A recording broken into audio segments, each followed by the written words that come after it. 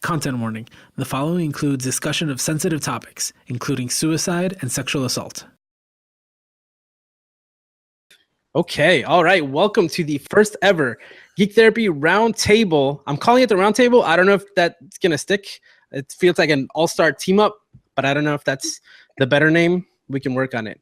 So the Geek Therapy Network is a network of podcasts with a variety of people in the helping professionals and education, and we talk about mental health and all sorts of other stuff regarding to geeky topics. And with me is, actually, I'm going to have everybody introduce themselves and see how this goes. Bryan, introduce yourself.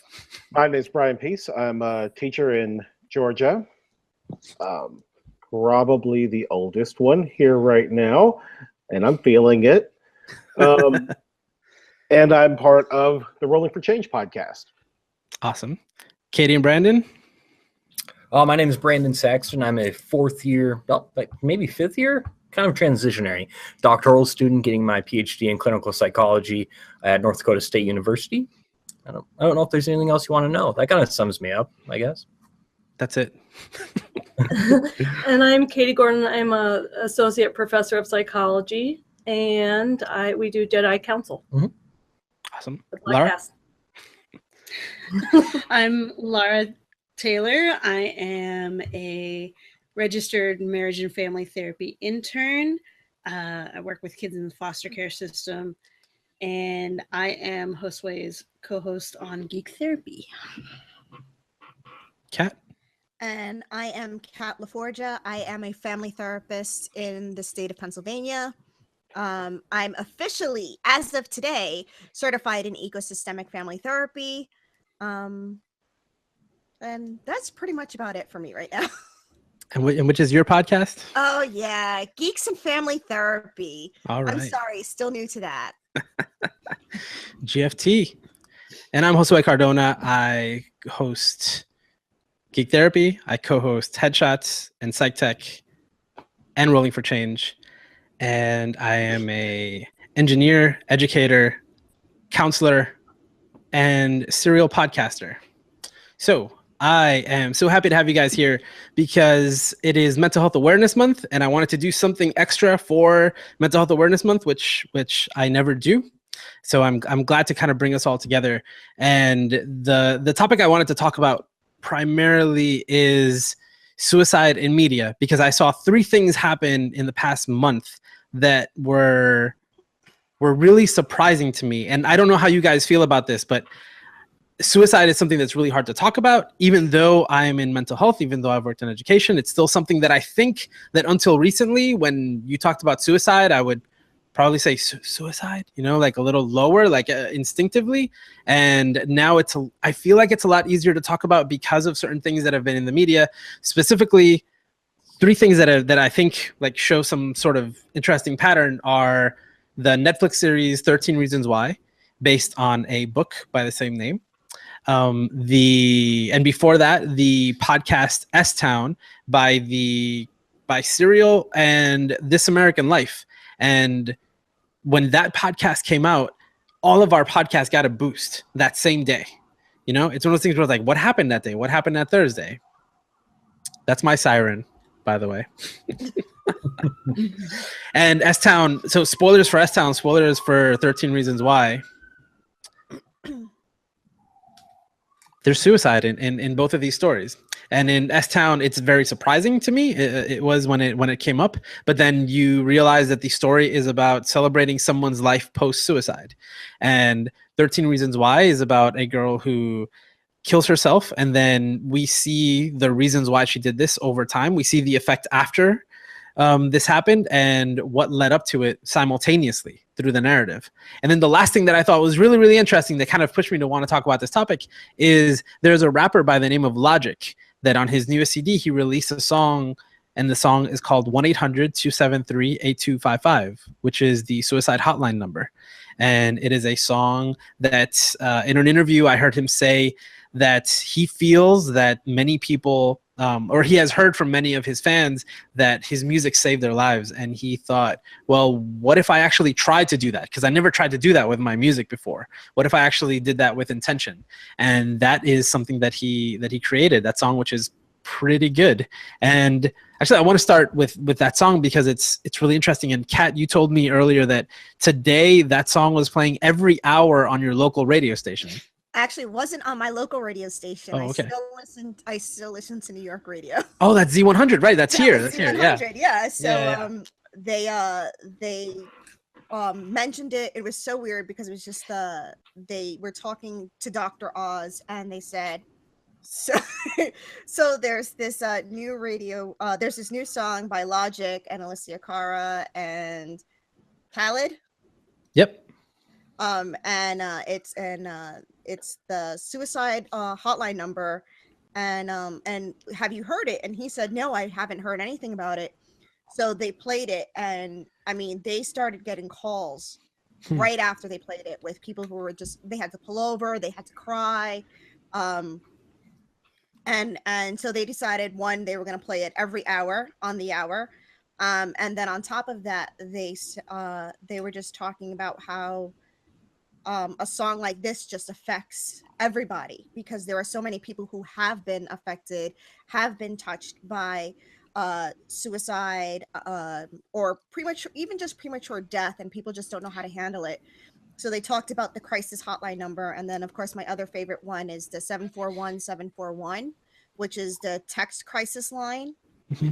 Yeah. So if you're like me and hate talking on the phone, text crisis line, you can text everybody. Awesome. Have any of you heard this song before? I have. But like on the radio or like or online, like where did it come up?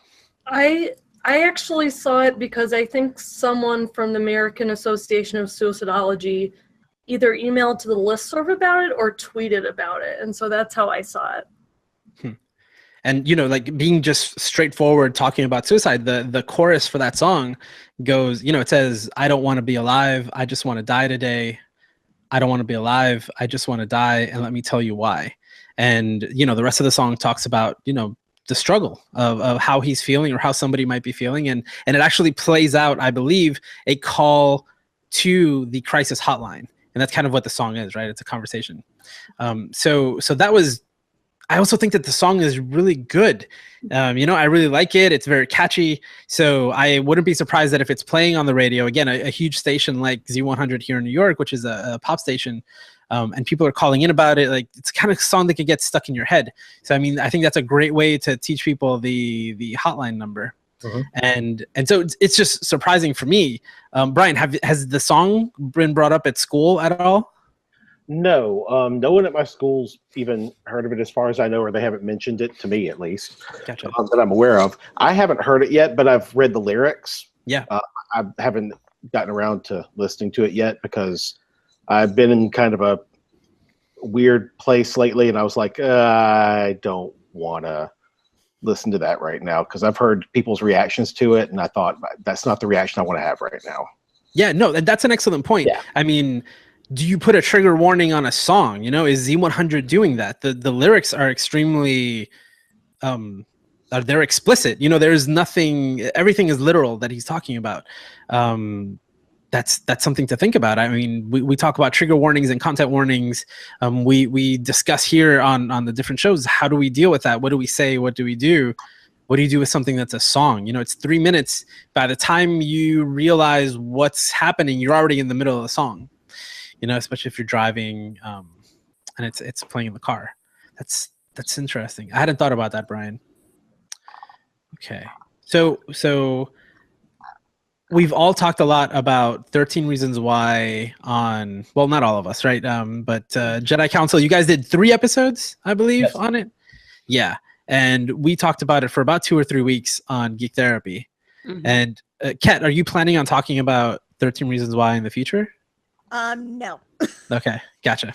I think it's getting way too much. I mean, it's great that all the publicity it's bringing to mental health awareness, and my plus sides for 13 Reasons Whys and my negative sides for 13 Reasons Why are pretty much why I don't want to post it. Gotcha. We may touch on it at some other point when we talk about we want to talk about depression with superheroes. So we'll be going into that with different superheroes. So we may touch on 13 Reasons Why then and my negatives again. But I think it's kind of been overdone with the podcasts. At least we have, definitely. Yeah. Oh yeah, definitely.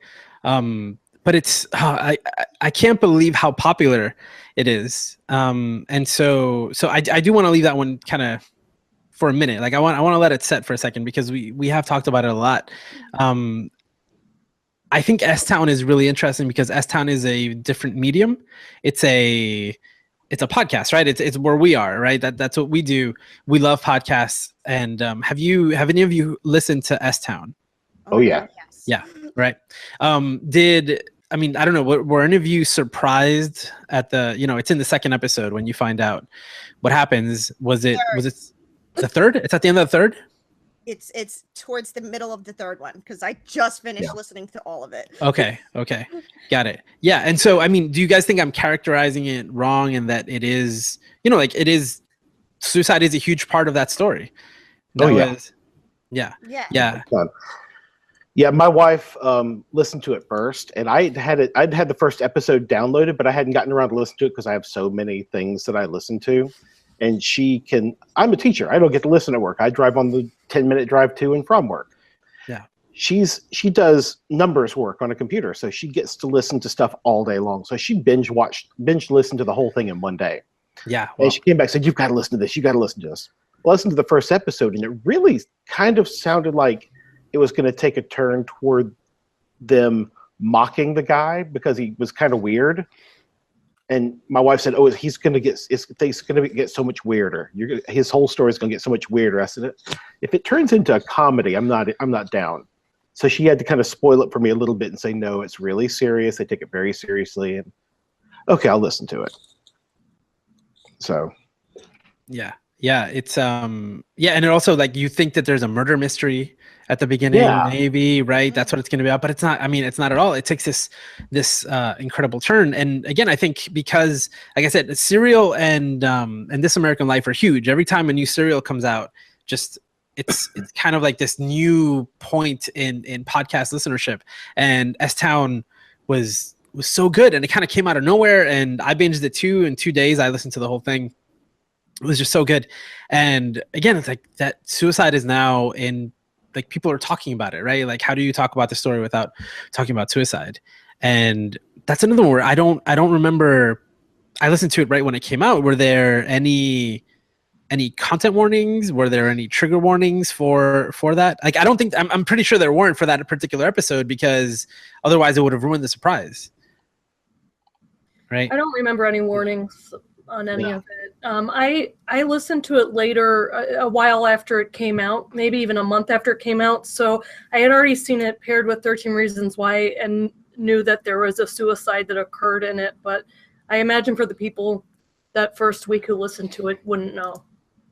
Yeah, I think I distinctly remember the episode where he commits suicide. There was a warning ahead of time that it was, a serious episode, very graphic or something like that. And I appreciated that warning. Yeah. So I got to steel myself a little bit for it. Yeah. I mean, I stand on the side of that trigger warnings are important to have. When Lara and I are building this library of different media where we can, where people can go and talk about difficult themes, and kind of the compromise we made in terms of trigger warnings and content warnings is we called it a content warning, and it's optional. There's a content warning at the top, and if you care about that kind of thing, you can tap it, and then it'll actually drop down and show you what the explicit content might be. And that's kind of our compromise with it. But in different mediums, it's really hard. So I stand on the side that, I think they're useful and positive. Bryan just said that you do too. Katie and Brandon, where do you guys fall on that? I think they're probably important. It's especially probably. Yeah. Well, I don't like to take a hard stance on most things. No, I think they are important.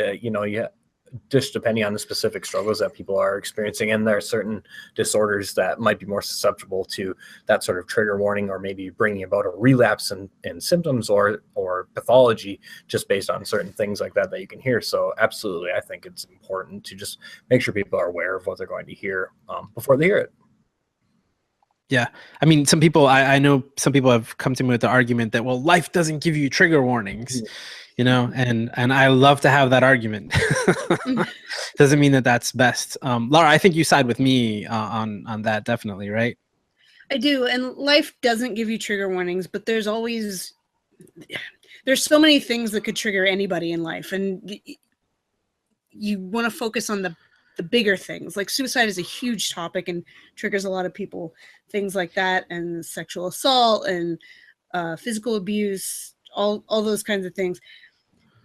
You got to focus on warning people ahead of time for that. And if you don't apologize, like in media, it's important to do those things, but even in just like discussions, I've been in presentations when I was in grad school where people would talk about big things, like professors would talk about big things, and some would give trigger warnings and some wouldn't. And there would be people that would come up to them after class and be like, whoa, that really bothered me that you didn't warn us about that. I think it was a presentation on abortion.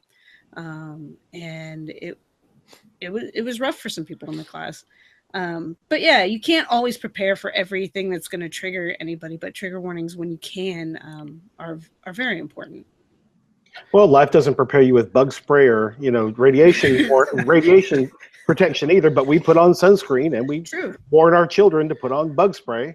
I mean, warning somebody that something is about to happen that might cause them a real problem, that's what being a human's about. We should learn how to have empathy for other people. Yeah. And that argument, life doesn't have trigger warnings. I said, well, you know, for thinking, reasoning creatures, we can insert them. That's why we're thinking reasoning creatures. I agree. And Bryan, something you said earlier, you know, it's like at that moment you were not, you know, ready for that. Like this was not a time to be, you know, listening to a song that was extremely graphic about that particular topic. And you know, insert topic here, right? That can be a million other things. You know, there are times when I don't, you know, everybody feels that way sometimes. There's this particular thing that you don't want to deal with. So I guess we're all kind of side on the same thing. Kat, where do you fall on this? I am the you don't get warnings in life person. Gotcha. Okay. I've had way too many negative experiences in life. I was not prepared for. I learned from them. I grew from them. Yes, not everybody is going to be as resilient as I was or have the supports that I did to get over what I overcame. But it's also the situation of you kind of gotta, what is it? Pull yourself up by your bootstraps. And I hate using that term because, oh my God, it's the worst thing to tell somebody who suffers from depression. But it is, sometimes you just kind of realize that life is going to be difficult. Yes, some things there needs to be some type of warning when you're dealing with like showing severe sexual assault, graphic violence, things like that should be warning. But if you're walking into a TV show, movie that you know automatically will show this, if it's got a rated R, guess what? You're probably going to see blood. You're going to see gore. What's the point of putting something else up there saying, hey, by the way, someone's going to get killed? We know that. It's rated R. And rated R usually doesn't go just for language. You have to show, there has to be reasons for it. Which brings me to that whole Deadpool episode, but we're not going to talk about Deadpool today. No. Yeah, no, but I mean, this is something that's super controversial. I've gotten in arguments about this with different people, and anyway, I think you know, it's interesting to see how where everybody falls, and I think, you know, there are probably, like you said, well, for the most part, like, life doesn't give you trigger warnings, but there are things where you think there should be. And, you know, the rating system is a good point. There are lots of things that have, you know, the rating system, people don't necessarily use them, right? Like there is a lot of information there to kind of give us a warning about what's going to be there. I do like the more explicit warning. I do like we've talked on Geek Therapy about how some shows show a hotline number, right, for either sexual assault or for suicide right after they showed something. I think that's not only like one thing is one warning, but another thing is just showing support to someone afterwards. Like we showed this happened, and if you're here, and if that was because you don't know how it's going to hit you necessarily, and if it was too much, then that's it's there for you. I'm a huge fan of that, and there's a few shows lately that I've done that, and I really like that. And yeah, so feel free to talk about any of these three things as we continue our conversation. But definitely 13 Reasons Why. So many people talking about it. Like Katie and Brendan, why did you guys do 3 episodes on it? Well, and also, if you don't mind me backtracking a little, one of the things about trigger warnings is that I think that, to me, some of it is the word trigger, and I'm not trying to be overly kind of parse the meaning of that, but to me, I think of something very specific of someone who has post-traumatic stress disorder or something, and it's triggering something.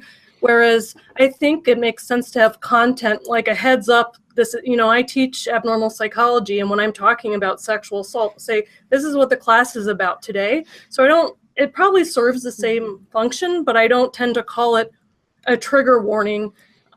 Just because I think there are a lot of different ideas about what trigger means. And so I kind of understand where people are coming from when they think some people might overdo it.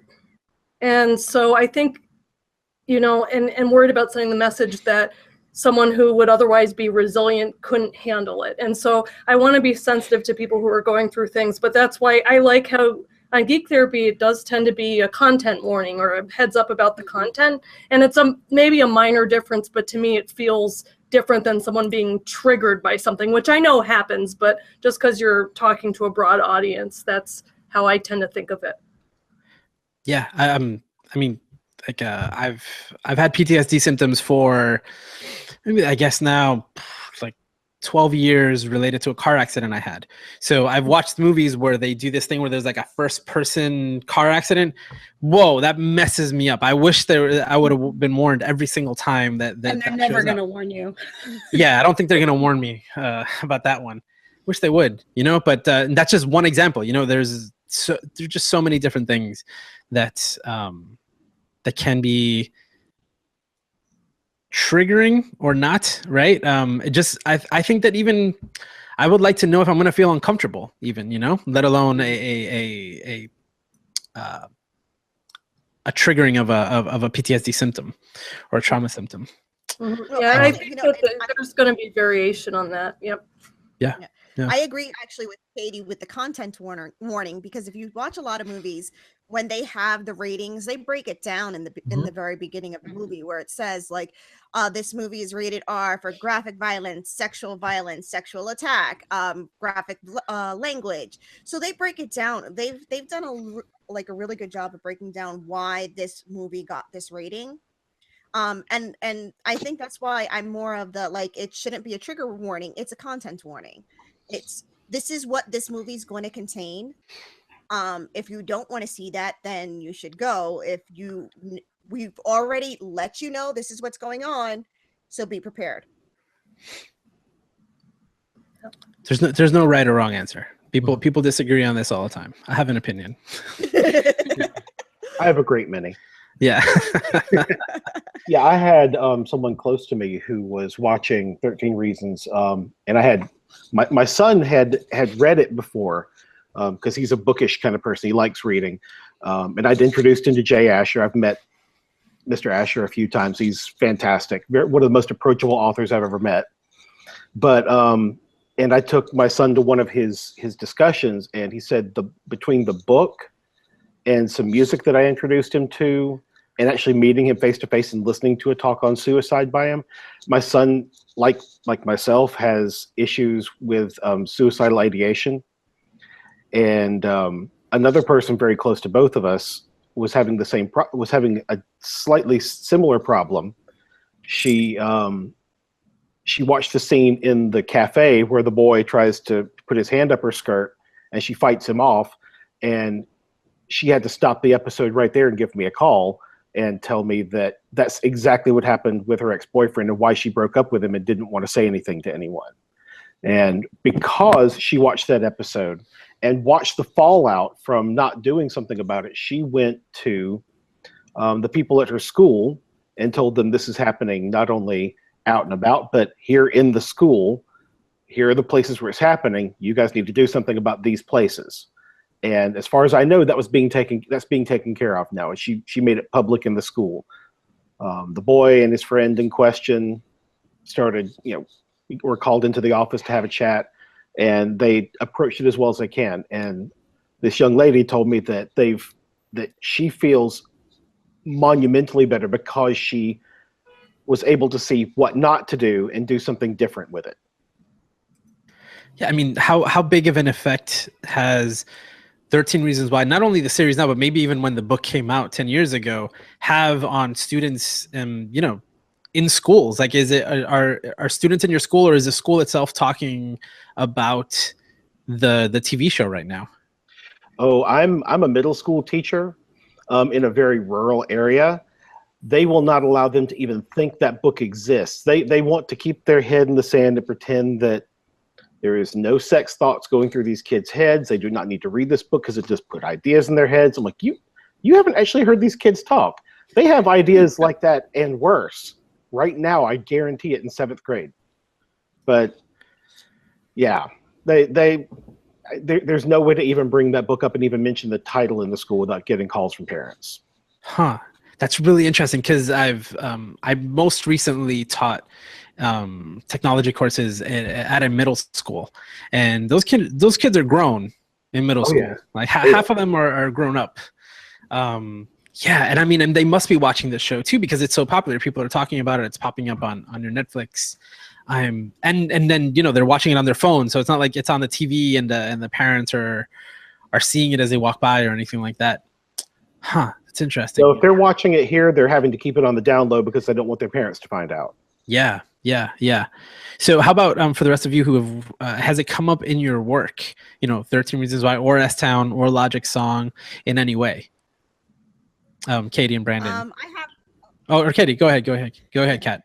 I actually had a client who told me about the book first. So this was last year. They brought it up to me, and she read it, and when she showed me this book, she's been reading it like a couple of times. She suffers from suicidal ideation and depression and PTSD, and she said if it was the book that helped her get the help that she needed. But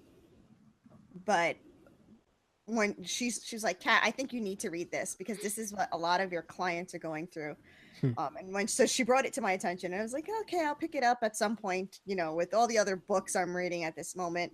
And when I did, I was just like, wow, this is, again, back to the, my problems with it was just, this is a kid who had a lot of signs that there was something wrong. And even though it looked like she had the support that that a lot of kids don't have, she never got the help. Nobody seemed to notice that there was a problem. And the one person who seemed to notice, she pushed away immediately. Of course. Of course. But so fast forward to seeing the TV show, I have a lot of clients who, not that they haven't seen it, but they're kind of acting as if it doesn't exist. What do you mean?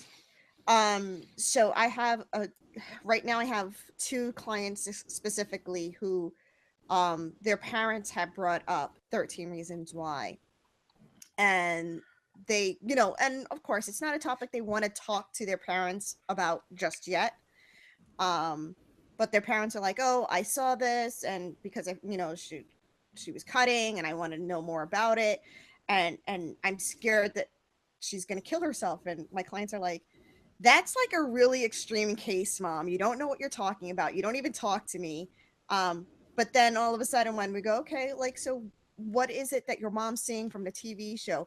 I don't feel like talking about that now. This movie, the TV show is not real life. It's not what really happens. And they kind of just shut it down. So they'll talk to me about it, which is great. But I do like the fact that they have been able to say, you know what, that was a TV show based on somebody's really bad example, and I have somebody. So they have been able to say that I have somebody, and I'm not going to get to that level. So I mean, the point is to actually use why is your mom scared of this correlation with you and this character at some point, but I'm just still joining with the family, so it's a little bit hard. Yeah. What this reminds me of is, whenever we talk about either a game or some sort of content that is designed specifically to address something, as like a PSA, or that idea of chocolate covered broccoli, where you're trying to present an idea to someone in a more fun way. And that's something that I worry about. That's something like 13 Reasons Why, which could be very helpful if it gets so popular that grandma and your aunts are talking about it on Facebook, and now people are purposefully trying to use it. Because I do not think that 13 Reasons Why is on a mission necessarily. I think that the TV show is a piece of entertainment. It is drama. And I don't think that, and maybe I don't know if you know this much about it, Bryan. Like, did Jay intentionally write it, to help kids? I don't know if that was his number one goal, but once we start using it that way, I absolutely understand how it could have that opposite effect on a kid when mom's trying to use something that everybody thinks is cool to talk about something that's very serious in their life. It's something that I worry about all the time when we try to use anything in pop culture to talk about serious issues. Yeah, from what I've understand from discussions, is the main reason why he wrote the book. At first, he started writing the story because it was kind of therapy for him, because someone who was close to him had committed suicide. I remember, I don't really like that phrase. I don't even know why I keep using it, because it's a force of habit. But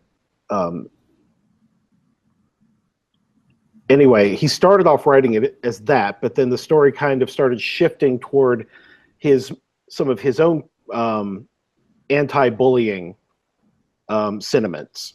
And so he's kind of threw them together as two different things. He said, he says, people have always said, well, people commit suicide for more than just bullying. He said, well, she had her reasons. These are hers. Other people have different reasons for suicidal ideation. Hers was because she felt bullied. She felt like life was completely against her, and that was her thing.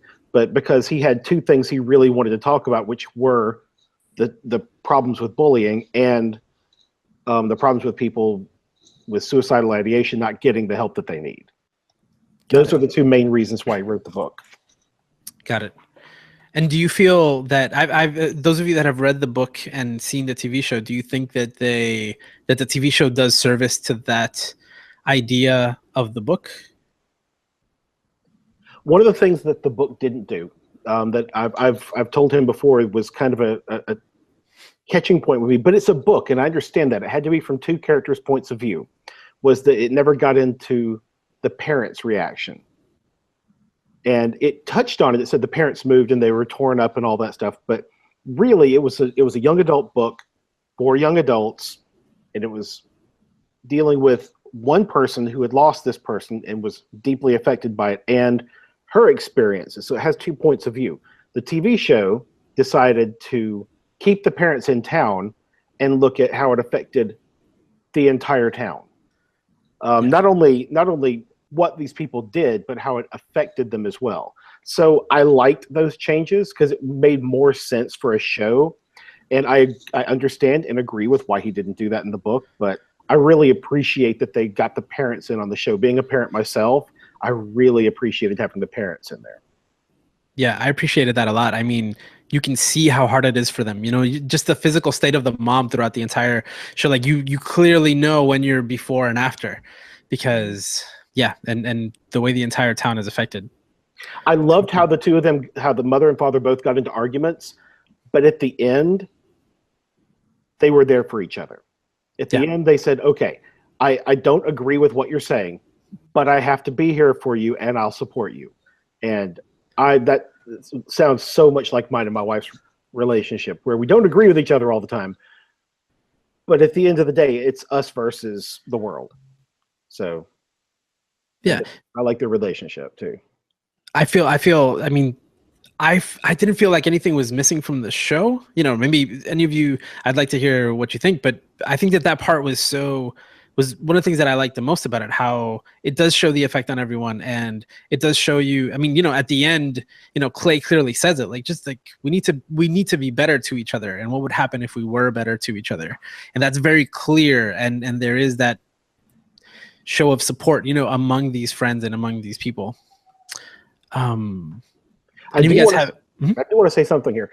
The only concern I have is that they're doing a second season, and I don't want them to go down the route of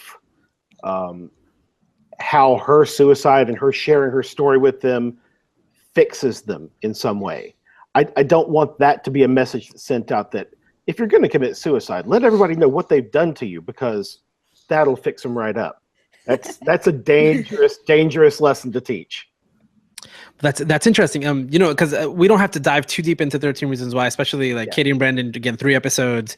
Like, you know, you can go to the other shows and there's a lot more talk about that. And we didn't talk about the second season because it wasn't announced when we did all the episodes. I mean, Lara and I talked about the possibility of it, and yeah, Bryan, that scenario sounds horrible, but I'm actually really excited about the idea that we're like, as entertainment, I was engaged and I was interested in the characters and I want to know what else happens. But I think that if it comes around the same time next year, there will be a lot of different mental health issues that we'll be able to talk about next Mental Health Awareness Month that aren't suicide, but that are many other things, because all these kids had other things going on in their lives and they were all deeply affected. And I think that there's a lot. I think that the same thing that the show accomplished in getting us to talk about and think about suicide, it'll be able to address with sexual assault and drug abuse and loss and all these other things that won't be from Hannah's point of view, because if there's another 13 tapes out there, that's ridiculous, and I don't think anybody's gonna stay on board for that, you know. So they have this rich cast of characters who are all dealing with these different things, and if they do it in a similar way, you know, even, you know, there's no reason why it has to follow the same format, but there's so much there to work with. What do you all think about the idea of the second season? I told you. It's a good idea. I mean, I told you, Josué, I think it depends on how they handle it. Like, part of what was so engaging about the first season is the format, and I really liked the tape, and it had a focus each episode. So we'll see what happens. There are some ways it can go with the story so that it, like Bryan said, if it focuses on it fixing everything, I don't know, but maybe like they set up all these different things that, from what I've heard, I didn't read the books, but some stuff wasn't in the books, but there's so many things they can focus on, like what's going to happen with the court case. What's going to happen. They set up a possible school violence situation. They never mentioned what happened to Alex. So there's the at least attempted suicide there. So there's so many different things going on. I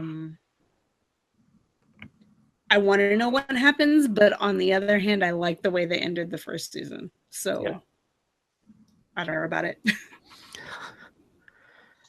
Katie, you were going to say something? Yeah, I don't think it's a great idea to have a second season. I had some problems, as you know, with the first season of it, and it shows how people are affected. But other than Clay and possibly Alex, I felt like a lot of the characters were concerned about being found out for the secrets that she knew about them and that were on the tapes. It didn't feel like a genuine grieving. I mean, like Courtney, Justin was talking about possibly having Clay killed at one point. And so to me, I feel like it's a great way to engage people, but those messages seem extra important for people who are at that stage. And I think the positives is that I do think they're adolescents feeling like their experiences were validated, but the overarching message is most of those people, the parents, I thought, by the way, I agree. I think that was the best part of the series. I thought that was really well done. But a lot of the friends, I mean, they were, fine, most people can be self-focused to some point, but it was to a callous level in a lot of ways. And I'm concerned about milking this suicide story to make another story that draws people in. They could do it very well, but I'm just concerned about it. Kat, were you going to say something about that? I'm not crazy about the idea for a second season. Just because it was based off of a book. The book doesn't have a second part. Bryan, am I wrong on that one? No, it does not. He specifically wrote one book. However, he did say he is excited about the story ideas they had for the second part. So I've got to find out more from him about that when he can talk about it. So, but right now, based off of, like, if you're writing something based off of a book to continue it with, and I mean, there was something on the internet that said it may not even be the same characters. So what are you doing 13? Why are you doing a second point of 13 Reasons? Is this a new group of people that may have been influenced by her suicide? Is this the story was, I mean, yeah, if they bring in new characters and a whole new story, that would be interesting. Yeah, and I have to have a woosah moment before I start ranting about this, because it was just, Clay was, I think, the most developed character in the whole TV show. But what I didn't like about it was they seemed to kind of touch on the fact that Clay had mental health issues. He was taking some type of medication. It was never clear what the medication was. Was it depression? Did he suffer from suicidal ideation? Did he used to cut? There's a lot of different avenues that they could have explored with why mom. I mean, okay, yes, any caring mom would be concerned if your child's friend killed themselves. This is someone that they worked with, they went to school with. A concern, any parent would be concerned. His mother was just like, I refilled your prescription. I called your doctor and he said, if you need to talk, you can call or go in at any time and he'll make some space with you.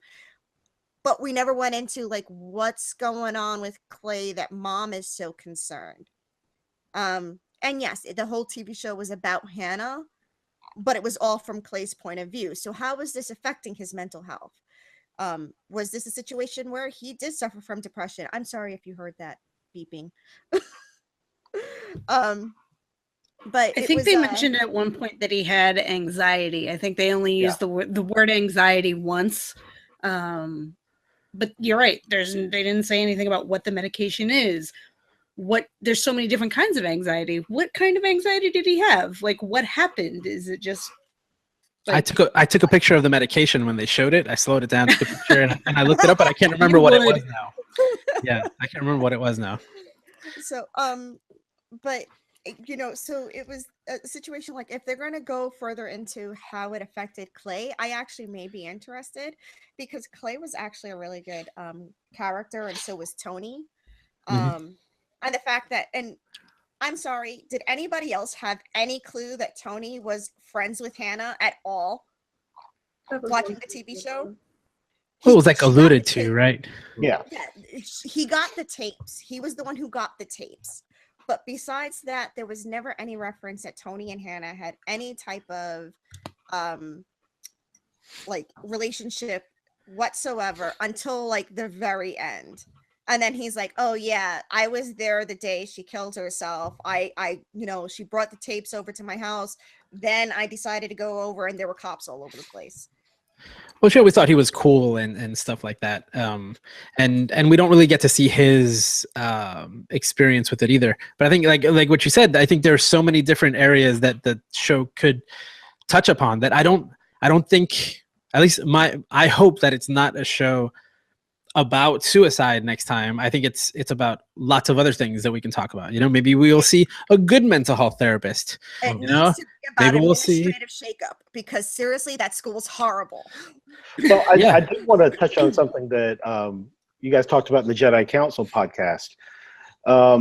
You said that even after her suicide, the teachers and the therapist were giving kind of wishy-washy, kind of halfway advice to them, and you said it was a missed opportunity, but that was kind of the point, though. Being in a school myself, I guarantee you, they don't want to talk about it. They'll touch on it, they'll give a couple of ideas, and then they'll blah, blah, blah, blah, blah, blah, and keep going. And that's a very accurate depiction of if there ever were talk in a classroom about suicide, that's about the level you're going to get. So yeah, it may have been story-wise, logic-wise, it may have been a missed opportunity, but story-wise, it was exactly on the nose. Yeah, I guess I struggle with that a little bit, because I'm sure there's variability. There were 2 people who died by suicide when I was in high school, and there was a different response to it. I mean, the person running kind of the peer counselor program opened it up and talked about the warning signs and things like that. So, some of it, even with the school counselor, I can understand the importance of getting realism in there, but at the same time, maybe they could have at the end of the episode listed the warning signs or something like that. It felt like a missed opportunity to get accurate information out there, or a link to the warning signs, even if they don't want to show that the teachers are responding that way. Yeah. Well, they did give a link at the end. So they did have that. 14, that seemed like a very... Yeah. It was at the very, very, very, very, very end. I think they should have done it at the end of that episode, yes. Yeah. But that wasn't originally linked to the first 13 episodes. When I first watched it, the 14th episode was not linked to it. So that happened with me. Yeah. It was with me. Yeah, I think that they corrected it, or it might be different depending on where you're streaming it from. Yeah. I watched it on a Roku box. Mm-hmm. Yeah. I watched it just streaming on Netflix on my laptop. So. By the way, the prescription that Clay received was Cymbalta for generalized anxiety disorder. Yeah. Okay. My Google poo is strong. Related to this thing about the teachers, I thought that moment, and especially something you just said, Bryan, when the counselor, when that he was scared about the hearing, he was afraid that he was somehow going to be held responsible for what happened. I think that that's a part of why so many people are hesitant about what they're going to do and what they're going to say. And I hope that after this happened in the school, everybody's better prepared for that to happen afterwards, to deal with it afterwards. I don't remember them ever mentioning in the show that, last time that this happened, we dealt with it very, very poorly. Now we have all these good things in place. I wonder how much that has to do with it too, because like Bryan, you mentioned, you're a school where, it's almost forbidden to talk about the topic, and even a piece of media that we know that the kids are consuming, but we don't want to address it in any way. That type of stuff happens in schools, especially depending on the type of school that it is and the age group and the staff and faculty. It's super complicated. I do want to make clear, because I work there, that the truth is the administration has not told us we're forbidden to talk about it. We just know the parents well enough to know exactly what would happen if we did. Because we talk about mild things and we get calls from parents. Mm-hmm. So yeah. Oh yeah. The line has been drawn, and that's way on the other end of it. No, I mean, that's part of what's sad, is the stigma around suicide and not being able to talk about it. And I think it has some other things having to do with this series specifically. I think that that's one of the things that feels sad, because I feel like they had an opportunity to show a counselor whatever his training was, she was very explicitly talking like someone who wanted to kill herself. So she wasn't being too coded in her language or anything like that. And I think that if you're an adolescent, and I've worked with adolescents clinically, though not for a while, and you're experiencing something and you see someone go to a counselor who blames you for sexual assault or doesn't follow up when you've explicitly said something about suicide, that worries me, because even at the college level, I have students who are afraid to go talk to a counselor at the counseling center because they don't know what they'll do. Will they say something that makes it worse? And a lot of them get information from stuff like Netflix. And so I understand that it's realistic and that happens. But at the same time, I'm amazed by how many students get their ideas about therapy and mental health from media. And so it just worries me that there's this really much stronger channel than any paper or obscure thing that I write in some journal. And it's kind of, we're missing something there. That's my thought. Yeah, ultimately, media doesn't do any of us any favors. Actually, there's good teachers on TV sometimes. Oh yeah, but not good therapists. Very rarely. So I put out I asked for questions earlier, and Kelly, friend of all the shows, she sent me an article, and I haven't read it, but I thought it was interesting. It's on Vox, and the headline is "Therapists and Principals Say Teens Shouldn't Watch 13 Reasons Why. We think they're wrong." And it's actually the article is about a father who who allowed his 15-year-old son to watch the show, and they talked about it together. But I'm just curious, and I'll go down the line. Do you think that people shouldn't watch 13 Reasons Why? Lara. Whoa. Yeah. I have the opinion that they should watch it within reason. Like, I haven't been working with any clients around it. Most of the kids that I work with don't really have access to Netflix. But it's been a huge topic in the office right now. And I'll start talking about it, and then someone else will be like, "Oh yeah, I watched that. Do you remember this?" And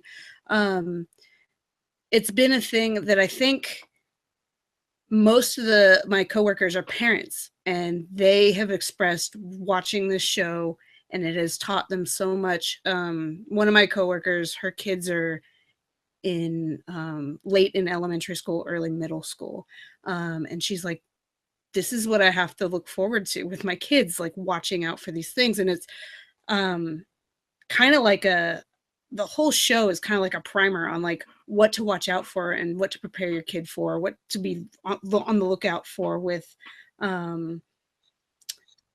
sexting and social cyberbullying and feeling abandoned by friends, all the way through the sexual assault and suicide.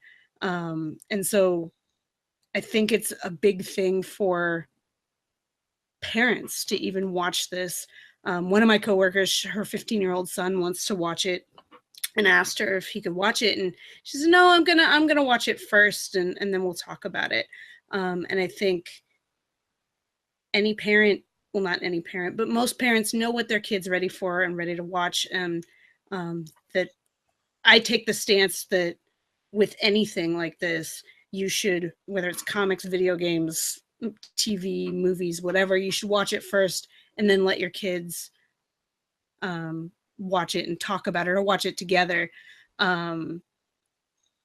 One thing that concerns me is one of my coworkers was talking about their elementary school kids that are watching 13 Reasons Why, and I think that's really too young.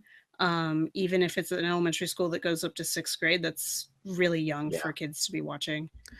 Why exactly? I'm curious because, and I want to get everybody's take on that too, because there's a lot of talk about the explicit, detailed, graphic portrayal of the suicide in the last episode, but there are also all of these other things that are happening that are difficult to watch. It's happening not only to Hannah, but among all these kids. I think for me, It is the graphicness. If I, as a fairly well-adjusted adult who is insightful and has gone to school for counseling psychology, and I know how to work with kids and discuss these topics with kids, if I have a hard time watching it and have such a strong reaction as I did. I mean, we talked about it on the podcast. Like afterward, I was okay for a while, and then it was just crying, and I had to talk to somebody. If I have that kind of reaction, I don't know if your average 9, 10, 11-year-old, even older, is ready for that, especially without their parents having that responsible conversation with them. Go to Brandon. Do you think that teens should watch or shouldn't watch 13 Reasons Why? Overall, I don't think I would probably recommend it. But I think the reality is that they are going to watch it. I don't think there's a lot of that we can do to really prevent teens from watching what they want to watch. So watching it and having that open dialogue about it is important. But overall, I wouldn't recommend it just because I don't think it leaves a good feeling for hope or of hope for people who might need it. Hannah very much doesn't have anyone who reaches out to her or who is there for her in the end when she needs it. And I think that's kind of a dangerous message to send to what's sort of the target audience, which is young adults, and particularly young adults who might be struggling. And I think there's some shortcomings in that it might prime people for warning signs that might not be accurate or might not have all of the warning signs that are really necessary, just in my opinion. So I've just got a few things like that I think are just concerning, in my opinion. And in addition to the real graphic depiction of suicide, from what I understand, I haven't read the book, but I did see the series. And they moved from her overdosing on pain pills to cutting in the series. And there's some literature showing that like multiple or repeated exposure to that sort of graphic suicide scenes like that can be really damaging for people who are vulnerable to suicidal ideation or suicidal behavior. So there's just a few things like that that really do kind of worry me, but I don't know if I'm being overly cautious, but that's kind of my take on it. And when you say that it can affect them, is it in that, like, I think that part of the argument is that, well, if they see how to do it, then they're more likely to do it. But if they wanted to do it in a particular, I mean, you can Google that and you can find out a million different ways to do anything. I don't think that the show necessarily is going to give any information that isn't accessible in any other way. What is it that you're referring to in terms of the effect that multiple exposure can have? It's specifically a study that showed that repeated exposures or popular culture, pop media depictions like that can increase risk for suicide in people who are already vulnerable. Gotcha. So not necessarily the general audience, just people who are already gotcha, vulnerable. Okay. Yep. So, Kat, do you think that teens should or should not watch 13 Reasons Why? Ratings wise, no, I would say no, but I think this is definitely a TV show that should be watched with parents and children. Yeah, I'm not thinking middle school children, elementary school children should watch this. This is very, very graphic. Yes, I know middle school children are going to be talking about sex because they already do. If you don't think they do, you're pretty much living under a rock. But the graphic violence in it, the rape scenes are I mean, what they got right was that they actually had to have a psychologist or some sort of therapist on in the back kind of telling Hannah's character, and I'm sorry, what's the douchebag's name? Bryce. Yes. So they had to like coach douchebag and Hannah. I really don't like that character. How to portray this, how it would be more realistic. They were going for realism. They were going for shock and awe, which is the reason why they went with the graphic cutting scene as opposed to the overdosing with drugs. Now, yeah, this is definitely something high school students can, I'm not going to say handle, but can sort of tolerate, again, if their parent has watched before. There's even, I think it's a website that says the Parent's Guide to Talking About 13 Reasons Why. So these are great questions, great comments that you can make while either watching it or after you've watched it, so that you can get what your child is kind of thinking while they're going through this. But the great thing about the TV show was that it brought suicidal ideation and it brought death by suicide up to the forefront, where people don't have to say, I think that person died by suicide, or what everybody hates to say, committed suicide. I do agree with Katie. It sounds like you're committing a sin. But this was a TV show that said, listen, this happens. We need to talk about it. And it did it with that graphic violence. Do I think it needs to be on every TV show? No. But, you know, this one, it gave the warnings. It's going to, well, no, it didn't. It gave some hint that there will be some graphic violence in it. But besides that, I think the only episode where there was an actual content warning was the one where, what's-her-face got raped. Not Hannah, the other girl. Jessica, yes. When I watched it, it had, and they may have updated it. I know they updated it now to have the whole show has a warning at the beginning. But Really? yeah, they took fans' criticisms and put a warning at the beginning, or there are plans to. I don't know if it is in place now. But there was, Josué and I had this argument on Geek Therapy. There's the 2 episodes with rape have warnings, and the one with the suicide has a warning before it. But it doesn't necessarily tell you how graphic it's going to be. Yeah. And I think those were episodes that needed more of that. Hey, by the way, this is what's going to happen. Sorry, spoilers. You already know she's dead. So, you know, you kind of have to, in that one, definitely, and this will be the only time I agree with trigger warnings. This is going to be one of those episodes where it would have needed a trigger warning. Because that was, I mean, severely graphic. That was, hey, I used to work at a morgue. So having seen what I've seen, that was graphic for me. Because that's not something we're conditioned to see. We're not made to think that people are going to end their life so suddenly, especially someone so young. And again, doing it with cutting as opposed to the drugs was for the shock value of it all. I mean, the book was great with that she did it. And again, Bryan, you have to correct me on this one, because there was like a talk with the author, and he did mention that there was at one point that he wanted to make it that they all thought she had died by suicide, and then ultimately at the end she was supposed to be alive or in the hospital because she had from the OD.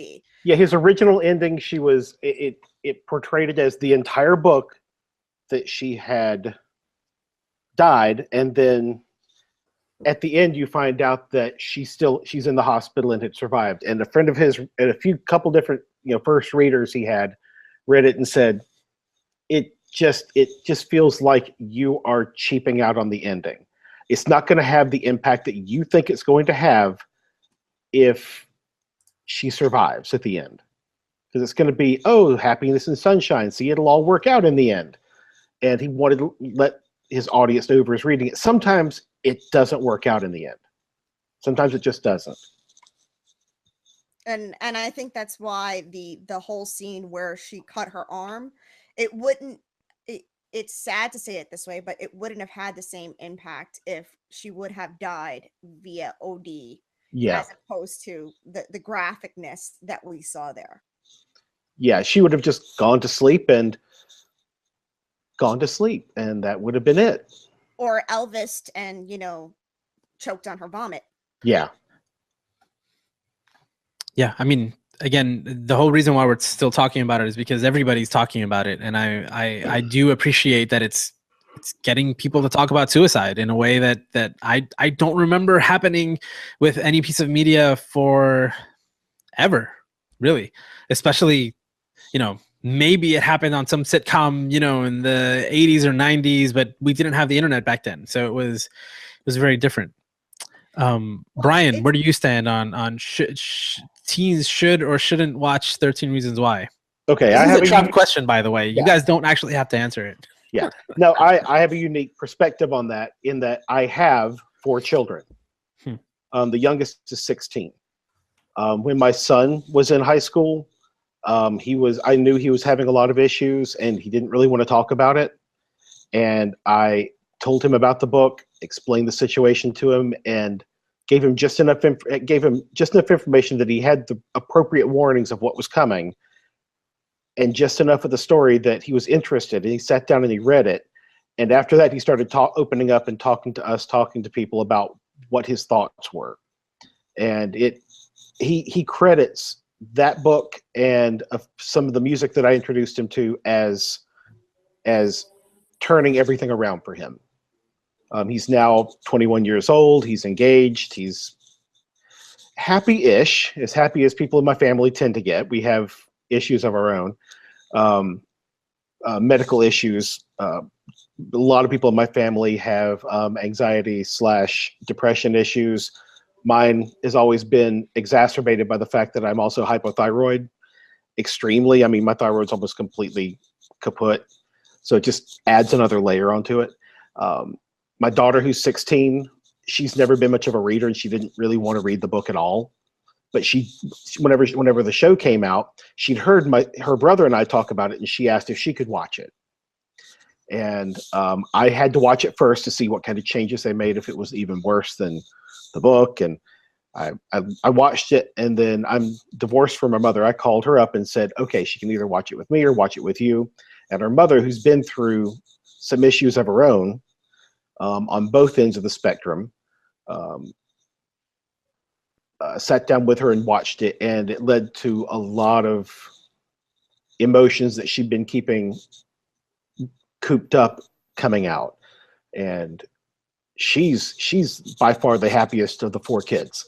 she's completely turned around on things. For me, it was a huge book whenever I first read it, which is why I made a point of, whenever I got the chance to meet Jay Asher, of sitting down and talking to him for a while.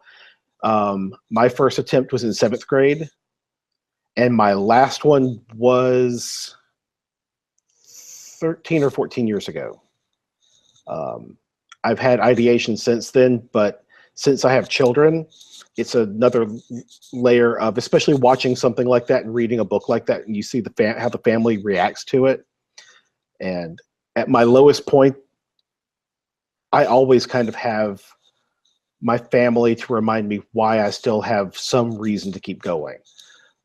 But I mean, like today, I feel fine, and there are no thoughts like that. And if something terrible happened, I would be okay. I would bounce back. I would just, pessimistic optimism is my touchstone. I know everything's going to be okay. Something crappy is going to happen until it becomes okay, but eventually it will be okay.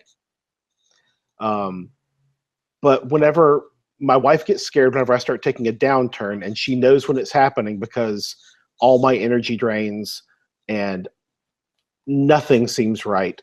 And logically, I can sit and tell her everything's great. I have the job I always wanted. My kids are doing much better than they were. I have a great relationship. Everything's fine. And I don't want to be alive right now, period. I just don't want it. And it takes a while, but the medications that I take to try to control my condition, sometimes they work really well, and sometimes it's like I'm not even taking them. Except my wife has actually seen me whenever I have not had my medications, and she knows better than to say that I never take them. I'm better than when I don't take them, because I'm barely communicative when I don't take them. Hypothyroidism really sucks, especially at the levels that I have it. So that's kind of my perspective. My children, as a parent, I can tell you that you have to know your children. If you think that they are already cutters and that they would see the suicide by slicing the wrist scene and that would look attractive to them, it might be something you might want to consider whether you want to show it to them or not. If like my daughter, she's had minor suicidal ideation, but nothing really serious. She said she's never planned it. She's just thought, I don't want to do this anymore. And that's the extent it's gotten. My son got to the point of planning a couple of times, and I had to think about how each scene in that was going to impact them. And if at any point I had any questions, then I had to deal with that as a parent. And if you as a parent don't feel like you are capable of dealing with that or going through that effectively, then you probably don't want to let your children watch it. But if, like most parents, you feel like you know your children well enough to help them through it, then that's entirely up to whether, what your barometer of their level of capability is. Yeah, I mean, it sounds like you could have written that article that I mentioned, about watching it with your son and sharing with it and talking about it. And the position of that article is that, it was a good thing. It got you to talk about it. And it sounds like you and your whole family are extremely open with each other and can read each other really well. And if anything is going on, not only can you tell, but you're able to talk about it. And that's fantastic. I don't think, I know a lot of families who aren't that way. And it's sad. Well, the first time I actually talked about my attempts openly was after I read the book and thought, okay, not talking about this is a horrible, horrible, horrible idea. And so I've gradually gotten to the point where I'm comfortable admitting that, yes, I did attempt once in 7th grade. Yes, I did attempt once right after my divorce. And my children have talked about it because my son said, I didn't know how to tell you I planned that sort of thing until you told me that in detail the 2 times you actually made plans and tried to carry them out. He said, and just hearing that made him able to stand up and say, okay, my dad did it. And he always thought I was one of the strongest people. He said, if you've tried it twice, there's no reason why you would judge me for just thinking about it. Yeah. So. There's, I appreciate so much how open you're being, because one of the things I wanted to get across with our conversation today was that, suicide is the 10th leading cause of death in the United States. And I think it's the 3rd leading among teenagers, right? And we don't talk about it as if it were that high up on the list. We're afraid of and concerned with things that are lower on that list that are sometimes out of our control. And we can't address beforehand like we can suicide, and we don't talk about it. I think it merits being talked about, and I wish every family was again open about it, not only because they've had that experience within, but just because it's something that we can talk about. Period. Well, the common misconception, especially whenever I was a kid, was you don't talk about it.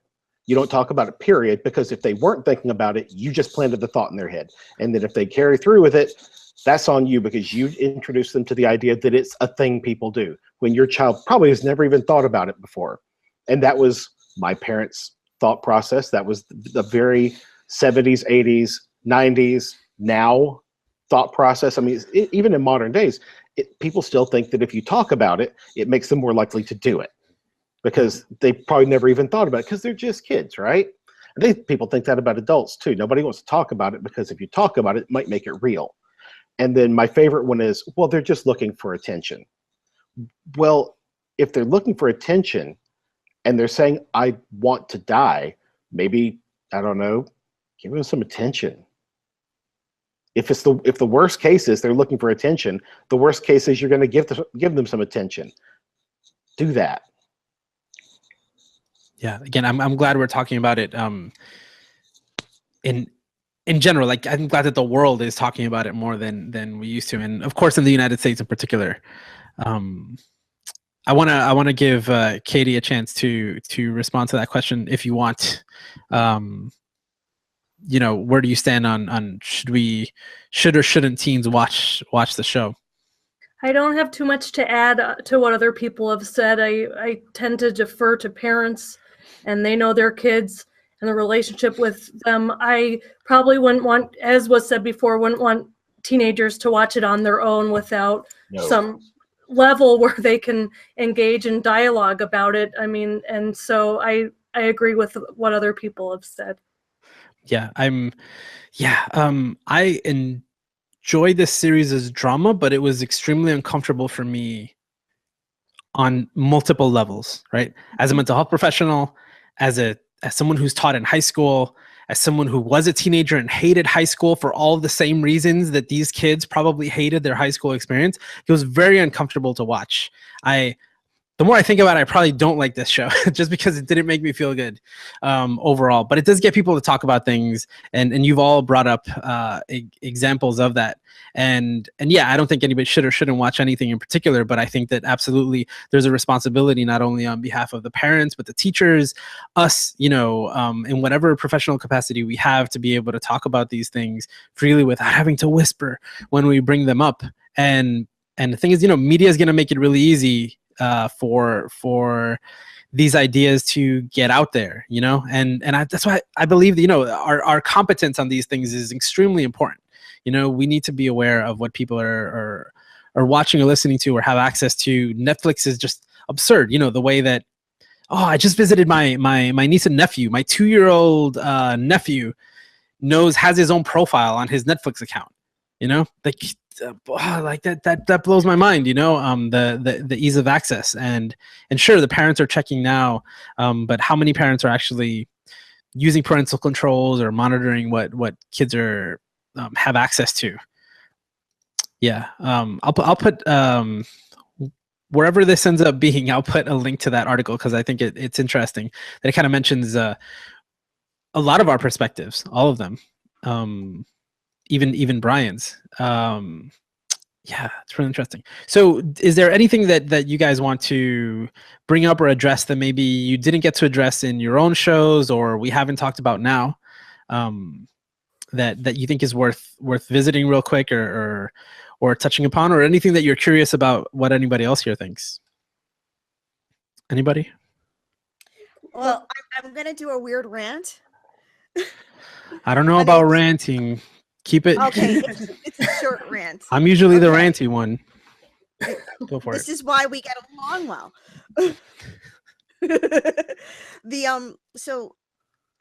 Mr. Porter, and he's okay, besides douchebag, he's my other hated character on this whole thing.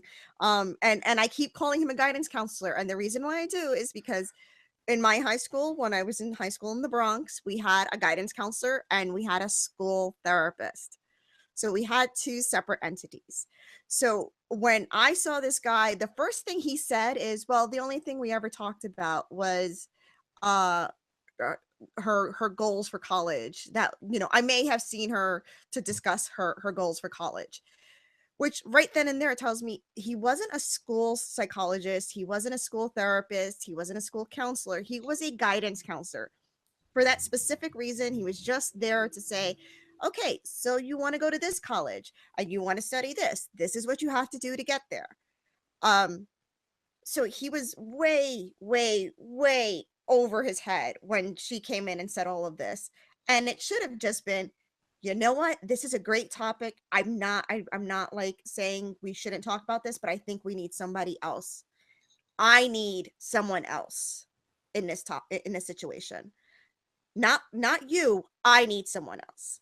Because we're all told as therapists, ethically, if there's something that we can't handle, we need to take it to somebody else, whether that's our supervisor, whether that's referring to somebody else who can handle it. Ethically, that was just,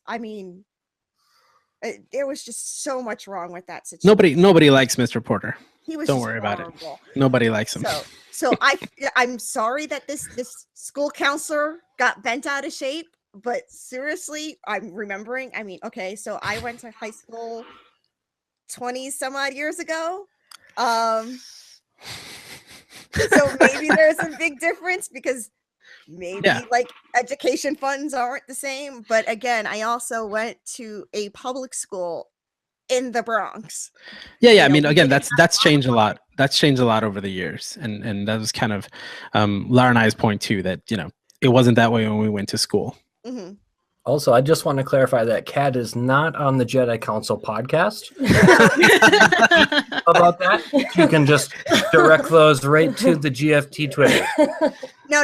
I'm gonna like forward them to you. Oh, perfect. All your hate mail go to @JediCouncil. I don't know how we became the hate mail recipient of the whole network. You know what? It's funny. I don't get any hate mail yet. I actually Well, just got wait. some. I got some good feedback, which was awesome. That Give made it- You trolled school counselors really hard in this episode, so You did. Mhm. look forward to. I do appreciate your foresight in saying yet. Yeah. Yeah. I will tell you, I graduated in 1990,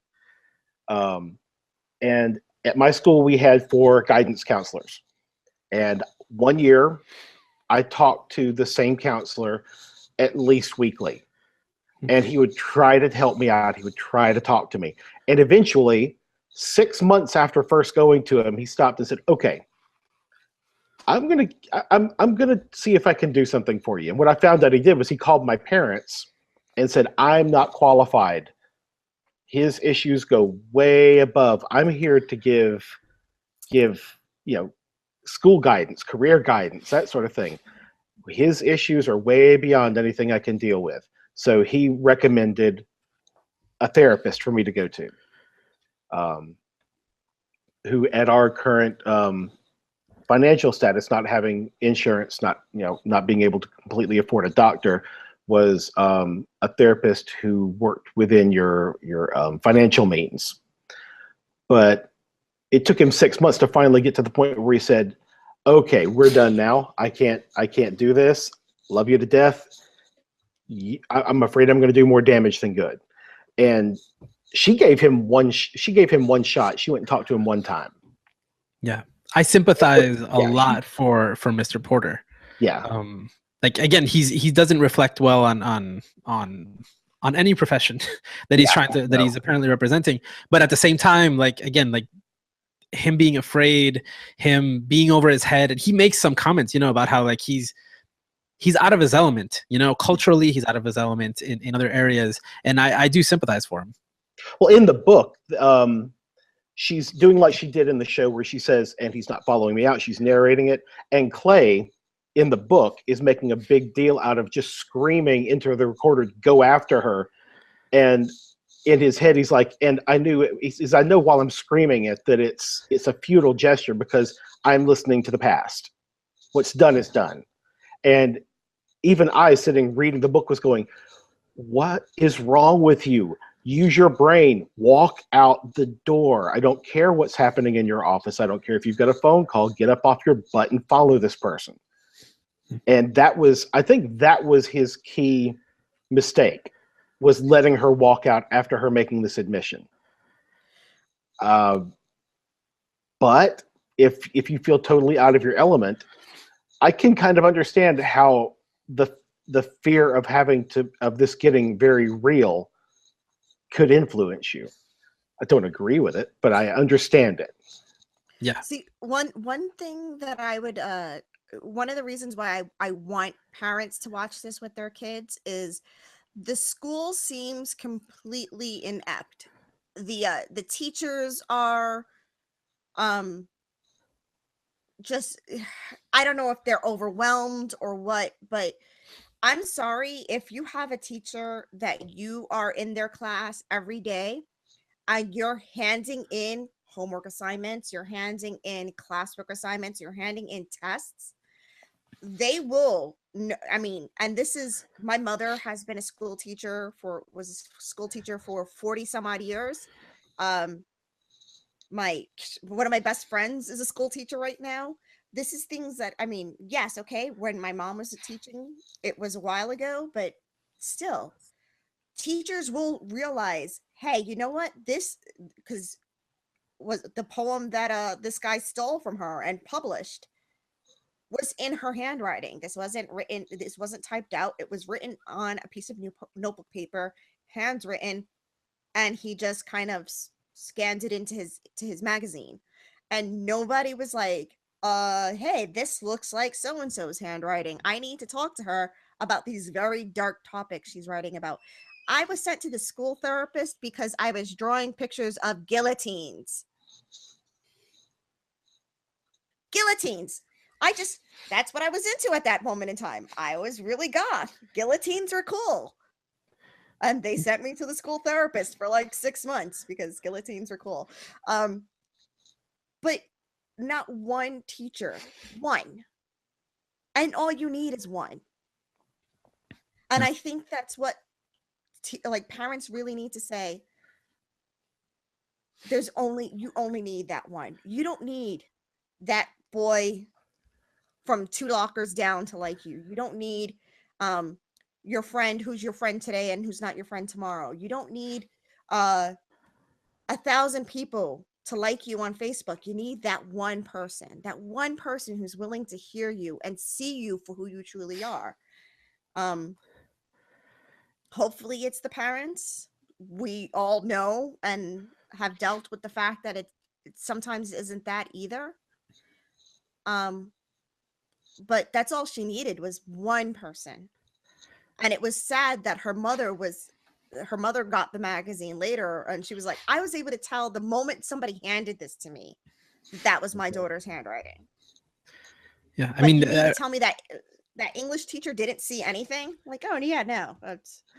In the book and in the show, I wanted to reach through the screen and through the pages and punch the teacher for using that as a classroom resource. Even if the guy who made the magazine told her, this person gave it to me voluntarily and didn't mind it being public, there's a difference between making something public and making it a topic of discussion with horrible human beings, which high school teenagers, by and large, can tend to be sometimes. And you know somebody's going to say something horrific. Maybe the teacher, if I were that teacher, and people say, well, it's easier for you to say, yeah, I am a teacher, so it really is easy for me to say. If that kind of poem came up in class and the other students knew about it, I would say there's this poem in the teacher even acknowledged it was pretty dark. There's this poem in this magazine. I know some of you have read it. If you wrote that, I'd like to talk to you after school or after class. You're not in any kind of trouble. I just want to talk to you about it. And I'm not going to talk about it in class, so just see me whenever everybody's gone. Come by during connections, during PE or something. Come by during lunch and talk.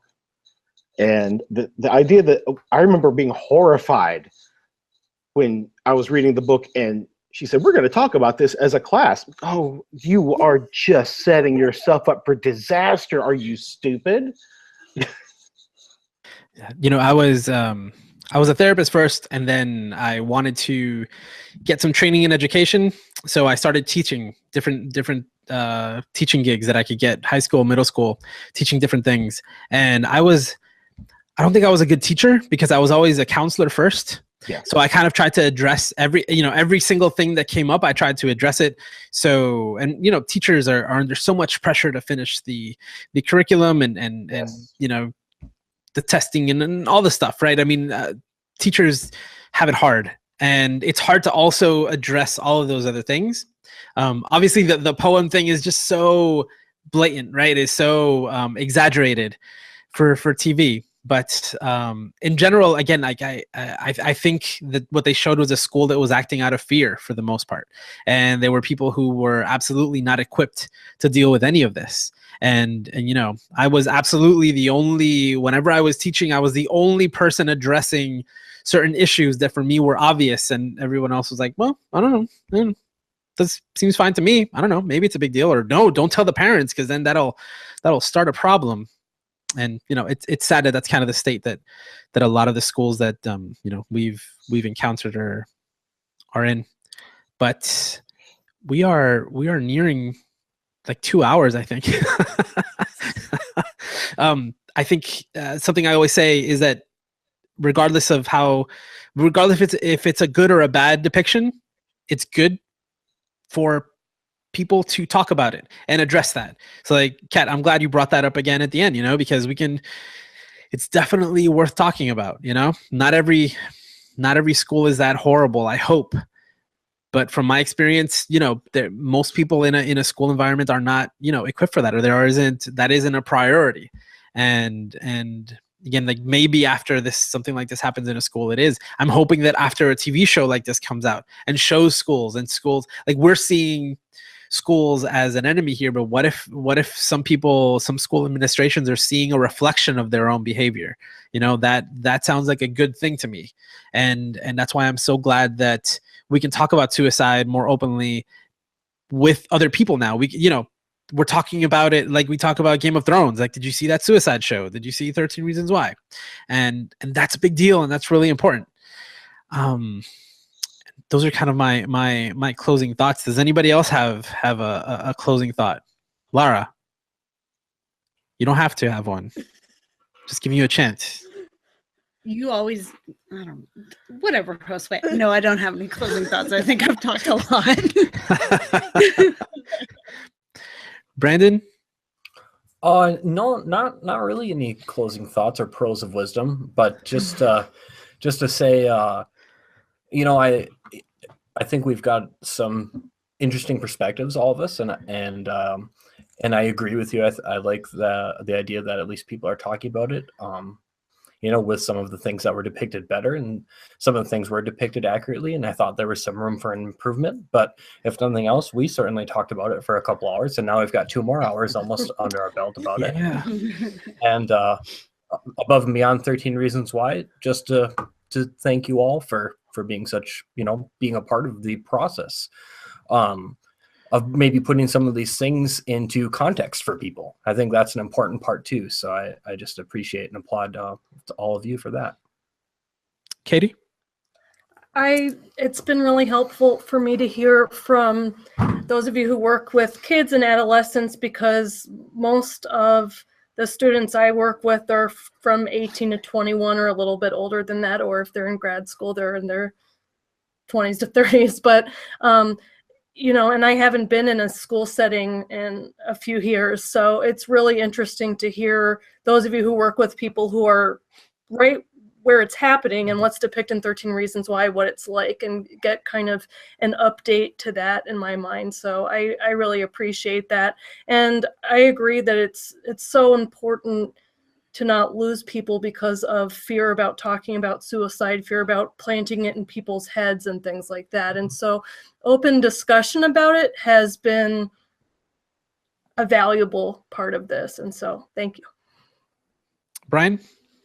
I liked both depictions of suicidal ideation. You had 13 Reasons on one side where they were talking about someone who had an anxiety issue, and it was exacerbated by how people treated her. And on the other side with S-Town, it was literally strictly a chemical reaction within his brain. And it just showed how hard it was for him to deal with his brain constantly attacking him.